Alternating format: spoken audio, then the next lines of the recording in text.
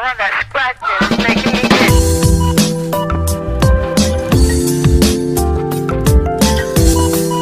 Ayan mga friend, magpaksiw po tayo ng dulong. Yung aking dulong mga friend, 1/4, 75. Yung ating suka, magic sarap, lagyan natin ng okra. Yan, Selena green, saka yung luya, sibuyas, bawang. Ayan, saka iodized, konting iodized mga friend. Yan, nilagyan ko na yung konting suka at saka konting magic sarap. Yung ating dahon mga friend, 2 piraso lang ginawa ko kasi konti lang naman po ang 1/4. Ayan mga friend, lagay ko na sa dahon. Lagay ko na sa dahon, 2 balot lang ang gawa ko nito mga friend kasi ano siya mga friend eh. Yung ano lang siya eh. Ang konti lang yung 1/4 yan mga friend. Ayan. Ayan, ginawa ko siya ng ganyan. Tapos lagay dyan.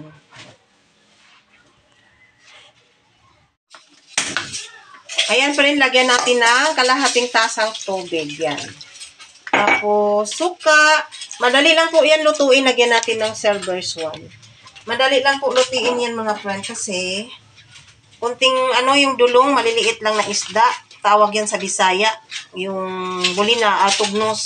Yan, nilagay ko na yung sibuyas, luya, bawang. Tapos, lagyan natin ng kunting iodized salt. Yan mga friend. Tapos, magic sarap. Pabilisan lang to na luto. O yan. Kasi nagutom na po ako. Alas 12 na, wala pa po akong kain. Ito.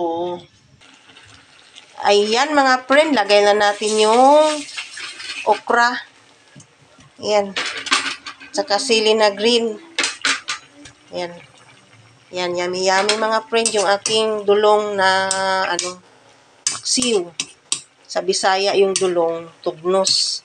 Masarap sa probinsya mga friend, sa Bisaya. Pag ng mga dulong, tugnos sa Bisaya. Kasi sariwang-sariwa talaga po siya mga friend.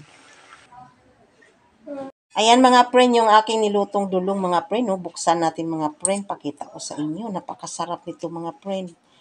Yan. Sarap-sarap Nag-usok-usok pa. Ayan. Nag-usok-usok pa yung aking dulong. Ayan mga friend. Napakasarap. Tapos may okra. Ayan mga friend yung okra. Yummy, yummy. Yan mga friend.